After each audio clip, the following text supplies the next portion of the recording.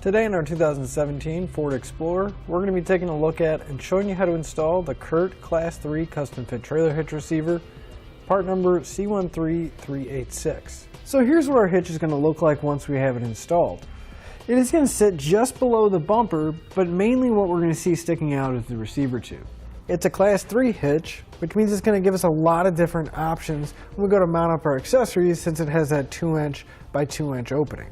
The way we're going to mount all of our accessories is through the hitch pin hole here on the side. And it is going to accept a standard 5/8 pin and clip. Now these aren't included in the kit, but you can find them here at etrailer.com along with locking devices to keep our accessories secure. The safety chain connection points can be a plate style welded to the bottom. And as you can see, we'll have plenty of room to get most size hooks on or off. Now as far as weight capacity goes, our hitch is going to have a 400-pound tongue weight, which is the maximum downward force of the receiver tube, along with a 4,000-pound gross trailer weight rating, which is the amount it can pull, including the trailer and everything we have loaded on it. Now our hitch is rated for use with weight distribution systems, which is going to be a separate component mounted on your trailer. But that's going to bump the tongue weight up to 500 pounds and the gross trailer weight up to 5,000 pounds.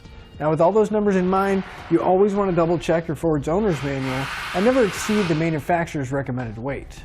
I'd like to give you a few measurements, and that's going to help you whenever you're looking for accessories for your new hitch, like a ball mount, a bike rack, or even a cargo carrier. From the center of the hitch pin hole to the outermost edge of the bumper, it's going to be right about 4.5 inches.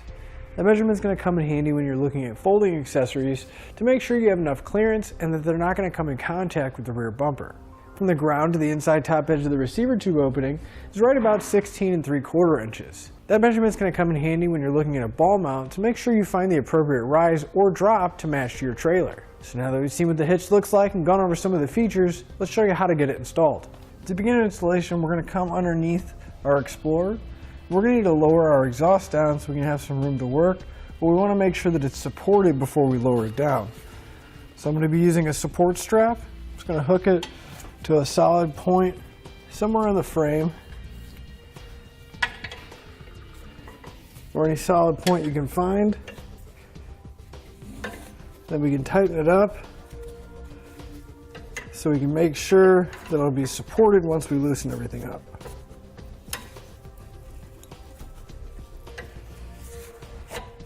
Now right above the exhaust tip, we'll have a rubber hanger. You're going to want to go ahead and spray that down with some spray lubricant. It'll make it a lot easier to slide it off of the actual hanger itself.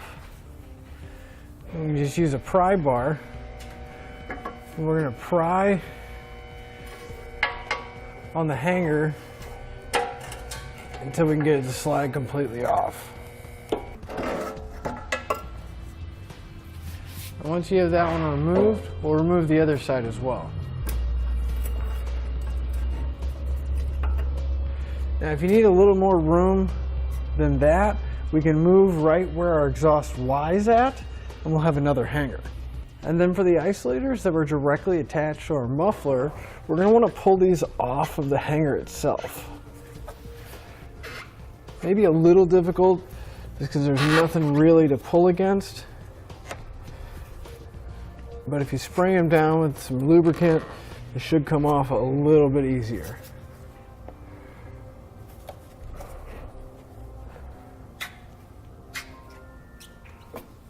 We're going to remove both of these. Now directly above the muffler where the rubber isolators were attached to, we're going to have this hanger rod.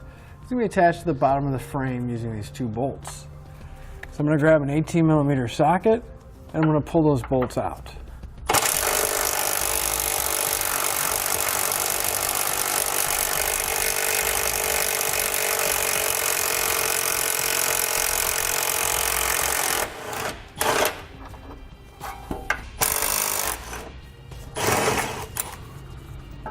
We'll pull the hanger off, and this is not going to get reinstalled. And we'll go ahead and pull the other hanger off the other side, and that side may have a tow hook on it, which will have an extra bolt on the inside of the frame.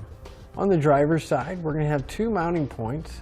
These are going to be the 2 weld nuts on the bottom where our tow hook and exhaust hanger were bolted to the bottom of the frame. Now on the passenger side, we're going to have 3 points. We're still going to use the 2 weld nuts, but if we move towards the back of the bumper, we're going to have another large hole. So we'll start by taking our pull wire with the coiled end, and we'll grab a square hole spacer block, slide it over the coiled end of our wire. Then we'll take a carriage bolt and we're going to thread it onto the end.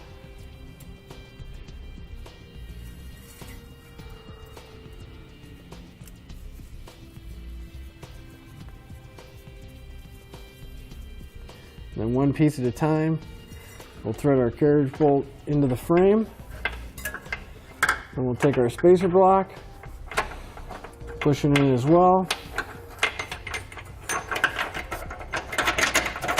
Then we're going to pull down until the bolt comes out the hole, dropping down, and we'll leave our pull wire attached.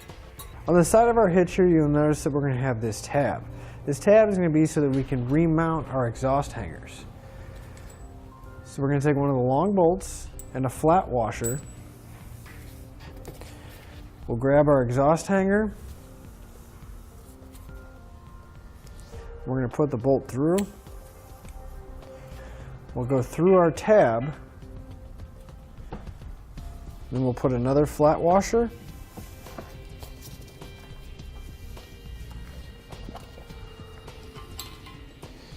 And a lock nut. We'll put these on there hand tight for now, and we'll do the same thing with the other hanger on the other side. And you want to come back with an 11/16 socket and wrench and snug them up just a little bit to where that washer and nut are tight against the hitch.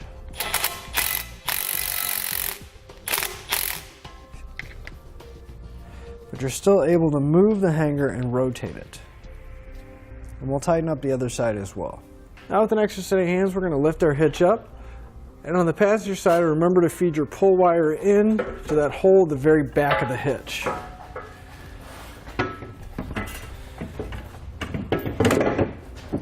We'll line up our hitch with the holes in the frame. We'll take one of our bolts and a conical tooth washer. Make sure those teeth are facing up towards the hitch. We're going to loosely secure one bolt on each side just so the hitch will support itself and get the rest of the hardware in place.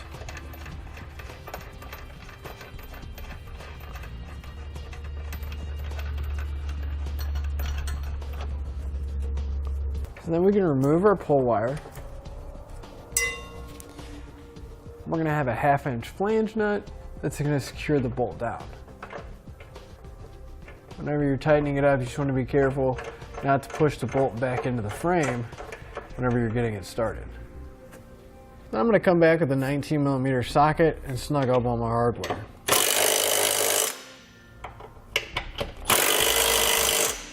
Now for the 1/2 inch, you can either use a 19 or a 3/4 inch socket to snug it up.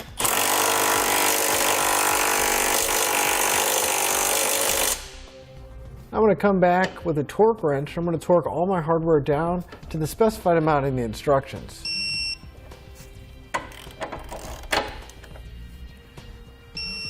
Now we can get ready to lift our exhaust back up. So I'm going to spray a little bit of spray lubricant in the rubber isolator and on the hanger. We can just lift our exhaust. You want to make sure that the hanger is rotated down. And we'll just slide the isolator back onto the hanger. And we'll repeat that for any remaining hangers we have. Then we can pull the exhaust support strap out, and that'll finish up your install. That'll finish up your look at the CURT Class 3 Custom Fit Trailer Hitch Receiver, part number C13386 on our 2017 Ford Explorer.